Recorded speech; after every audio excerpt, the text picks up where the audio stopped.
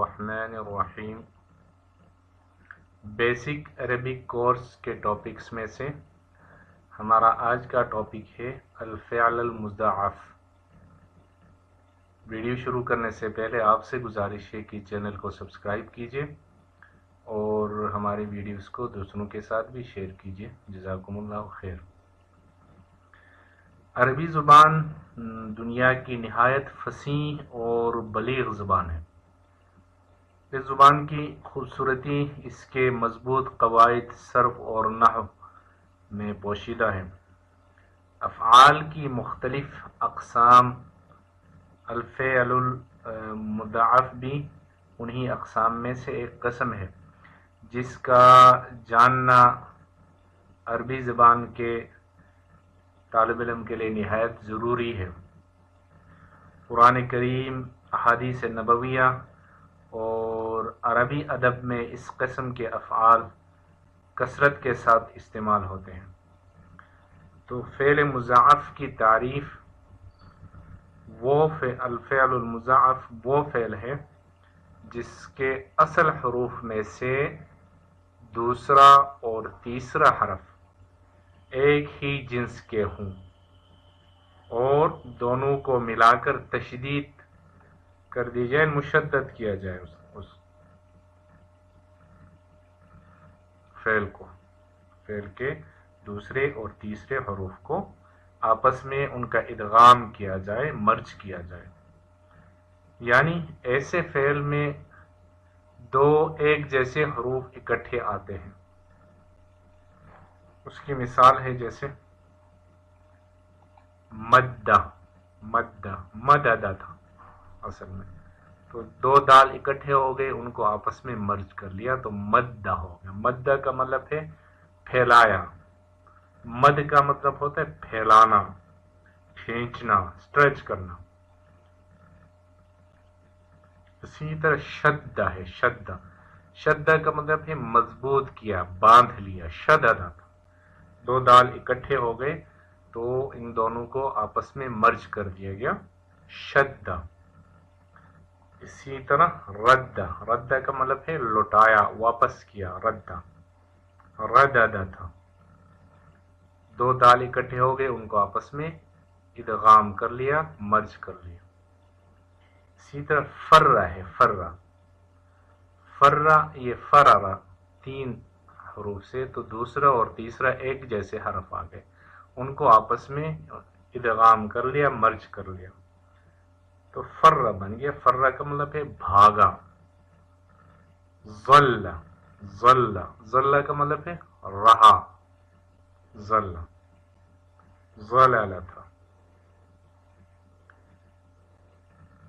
ان تمام مثالوں میں آخری دو حرف ایک جیسے ہیں، اس لیے ان پر تشدید آ گئی ہے، ان کو مدغم کیا گیا، ادغام کیا گیا، آپس میں مرج کیا گیا ہے۔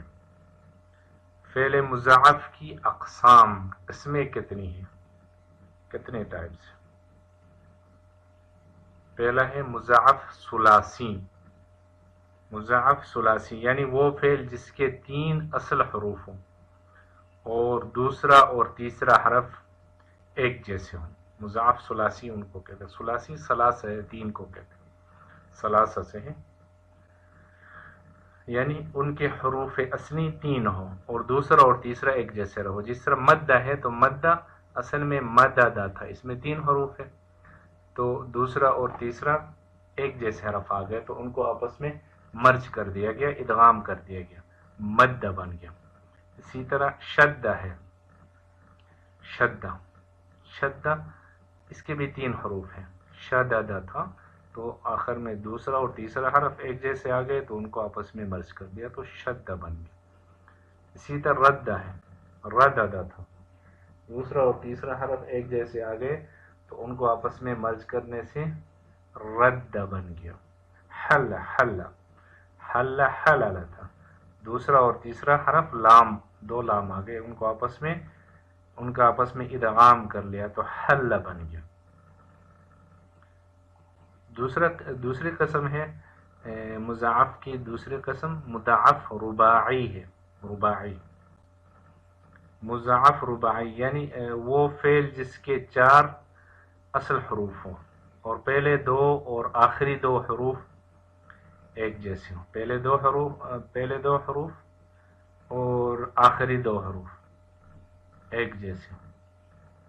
اس کی مثال ہے جیسے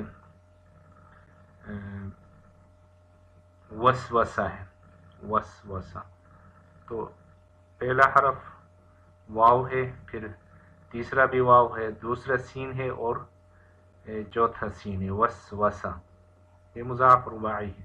زلزلہ سیم اسی طرح ہے، زلزلہ، زا اور تیسرا حرف بھی زا ہے، دوسرا لام ہے اور چوتھا بھی لام ہے، زلزلہ۔ قہقہ، پہلا قاف ہے، تیسرا بھی قاف ہے اور دوسرا ہا ہے اور چوتھا بھی ہا ہے۔ دمدمہ، دمدمہ میں پہلا دال ہے اور تیسرا بھی دال ہے اور دوسرا اور چوتھا میم ہے، تو یہ مضاعف رباعی اس کو کہا جاتا ہے۔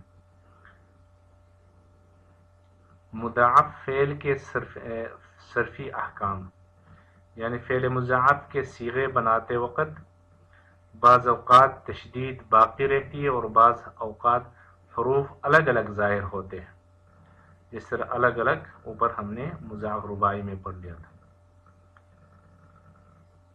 جیسے ماضی پاسٹ کے صیغے میں اگر ہم دیکھیں گے تو مد، یہاں پہ تشدید باقی ہے، اسی طرح شد ہے۔ مضارع میں یمد اور یہ شد ہے۔ امر میں جیسے امر کا مطلب ہے کسی کو کسی چیز کا حکم دینا، کرنے کا، تو امر میں مد، شد۔ اسی طرح قرآن کریم سے اس کی مثالیں، قرآن مجید میں مضاعف افعال کی بہت ساری مثالیں قرآن مجید سے بھی ہمیں ملتی ہے، جیسے اللہ سبحانہ وتعالیٰ کا یہ فرمان ہے واللہ یمدہم فی طغیانہم، اللہ انہیں ان کی سرکشی میں ڈھیل دیتا ہے، یمدہم ڈھیل دیتا ہے، چھوڑ دیتا ہے۔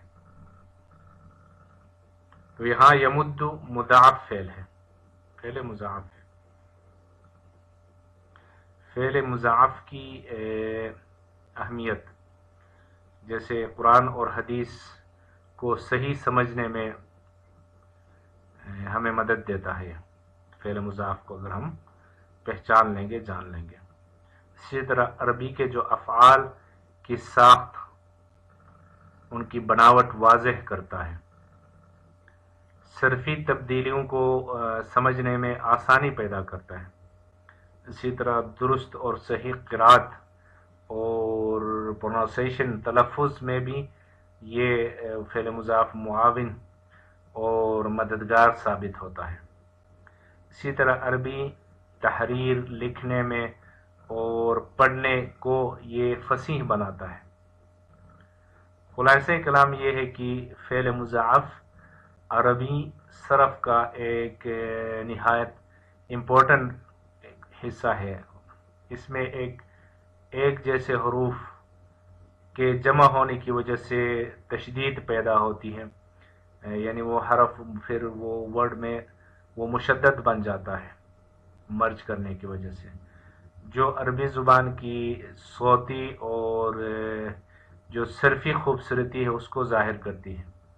قرآن اور حدیث کے طالب علم کے لیے اس موضوع کا علم نہایت امپورٹنٹ ہے، تاکہ وہ عربی زبان کو صحیح طور پر سمجھ سکے اور اس کو استعمال بھی کر سکے۔